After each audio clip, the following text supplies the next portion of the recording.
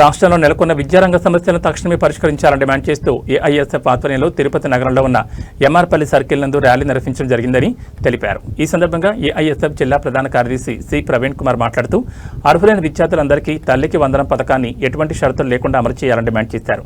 Degree, BTech తదితర కోర్సులు చదువుతున్న విద్యార్థులకు పెండింగ్లో ఉన్న సుమారు 6,400 కోట్ల ఫీజు రీయింబర్స్మెంట్ నిధులను వెంటనే విడుదల చేయాలని కోరారు. అఖిల భారత విద్యార్థి సమైక్య ఏఎస్ఎఫ్ ఆధ్వర్యంలో రాష్ట్ర వ్యాప్తంగా మార్పు రావాలి, మార్పు కావాలనేసి రాష్ట్ర వ్యాప్తంగా ర్యాలీలు చేపట్టడం జరుగుతూ ఉన్నది. అధికారంలోకి రాకముందు విద్యాశాఖ మంత్రి నారా లోకేష్ గారు అనేక హామీలు ఇచ్చారు. ఆ రోజు విద్యార్థులందరూ పక్షాన్ని నేను ఉంటానని చెప్పాడు.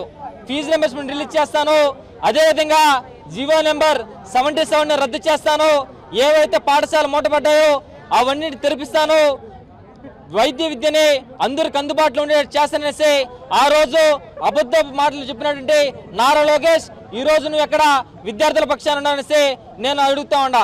ఈరోజు ఎన్నో వేల పాఠశాలలు మూతపడిపోయి ప్రభుత్వ విద్యారంగం ఈరోజు మూతపడిపోయే పరిస్థితి ఈరోజు వచ్చింది. అదేవిధంగా యూనివర్సిటీలో అధ్యాపక పోస్టులు భర్తీ చేయలేదు.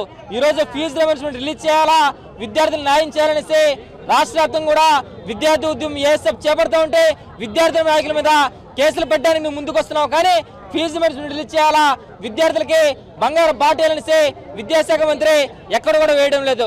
ఈరోజు ఎంతో మంది నీటి పరీక్ష రాసి అన్యాయం అయిపోతే ఎన్టీఆర్ సంస్థను రద్దు చేయాలనేసి ఎన్నో వేల మంది విద్యార్థులు పోరాడుతూ ఉంటే ఎక్కడ కూడా విద్యాశాఖ మంత్రి ఈరోజు నోరెత్తి కూడా మాట్లాడలేదు. నేను ఒకటే సూటి ప్రదర్శిస్తా ఉన్నా. ఆ రోజు యువగలం పాదయాత్రలో సూపర్ 6లో నువ్వేదైతే హామీలు ఇచ్చాయో ఆ హామీలన్నీ వరకు కూడా నెరవేర్చే వరకు ఏఎస్ఎఫ్ ఉద్యమం బాట పడుతుంది. రాష్ట్ర వ్యాప్తంగా కూడా ఆందోళన చేపట్టడానికి కూడా మేము సిద్ధమవుతామని తెలియజేస్తా ఉన్నాను.